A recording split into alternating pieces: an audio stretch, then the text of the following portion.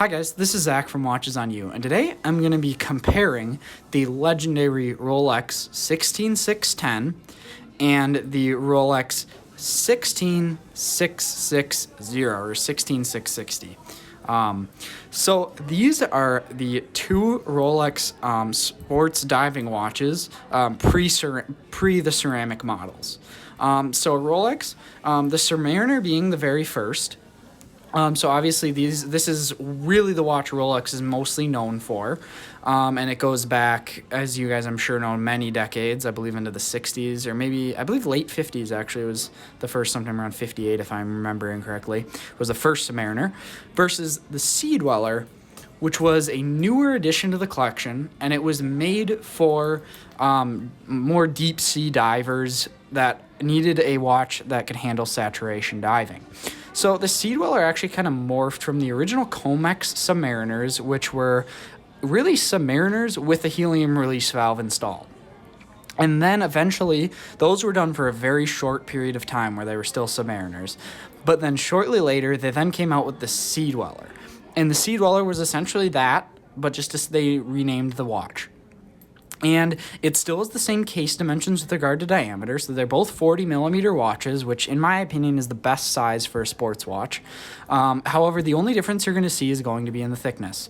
So this is going to have a roughly around 14 and a half millimeter thickness. It's hard to find numbers online as Rolex did not publish the thickness for these, but that's what I have been able to find.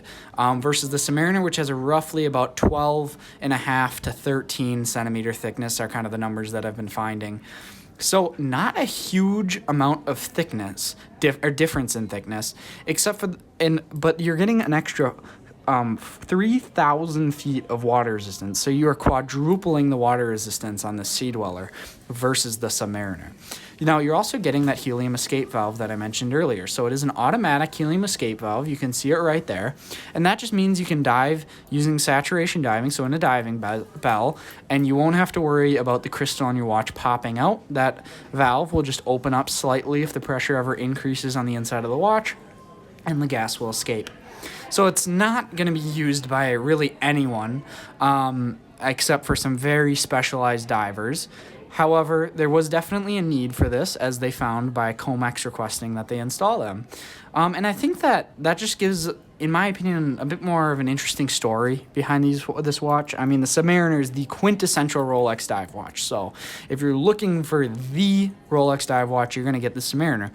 But if you want something, in my opinion, a little bit more special, you want something that not going to really see. I mean, personally, I have seen two of these in real life throughout my years of reviewing watches and going to many boutique stores and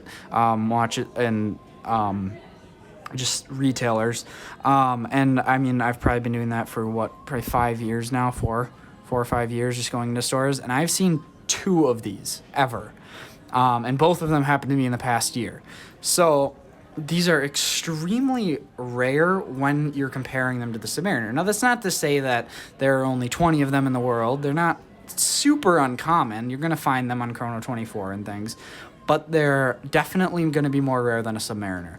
And in my opinion, I think that these are going to go vastly up in value compared to the Submariner, because right now they're about the same price. They're a little bit more expensive. This one is for sale at Continental Diamond in St. Louis Park, Minnesota for a price of $7,600 versus these Submariners are averaging around $7,500. So however, I do see most of these going for in the 8s to 9s and some in the 10s as well.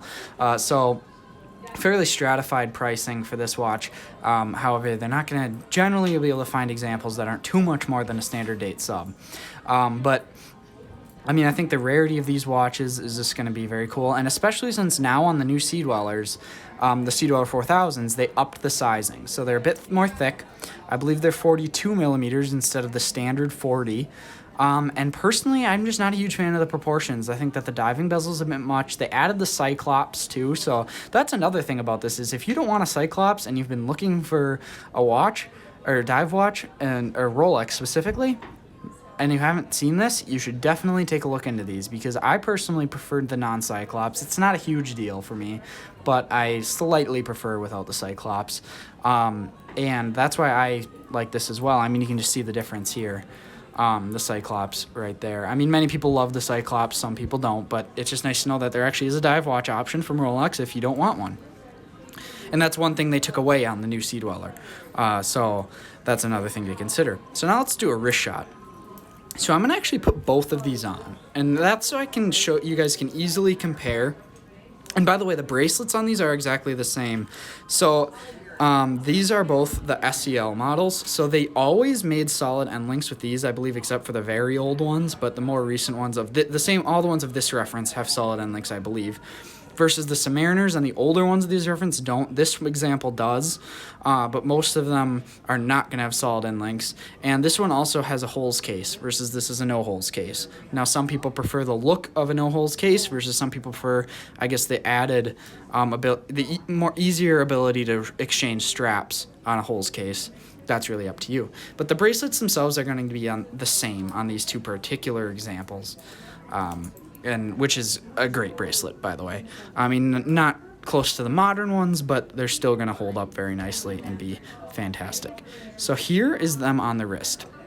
And they might be the same diameter, but I don't know what it is about the Sea-Dweller, but it looks, the dial looks smaller. I'm not sure where the extra thickness then is coming from to make it 40, because it doesn't look like the bezel's any different.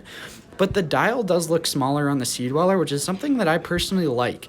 I don't know, it just makes this watch look a bit more modern, in my opinion, and a bit more, I don't know, it just looks higher quality, in my opinion. I mean, some people might prefer the Submariner, but this one just looks different, and I really like the proportion difference on this.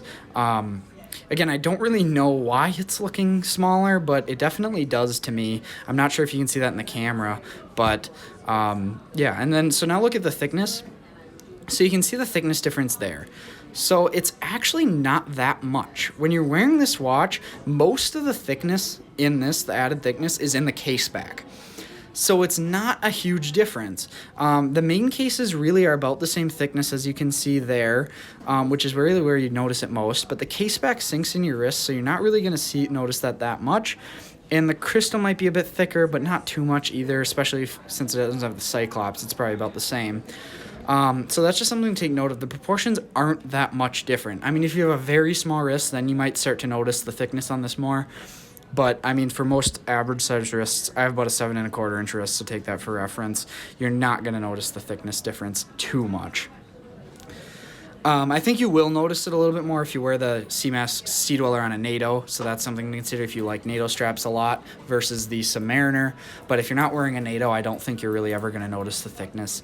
And that's just because if you wear it on a NATO, it doesn't sit into your case back because the strap will prevent it from doing that. It won't sit into your wrist as well. So let me know what you guys think in the comments. Which watch do you prefer? Which one would you buy? I'd just like to know what your thoughts on these two timepieces. Thank you guys for watching. Remember to like, subscribe, and share. Thanks.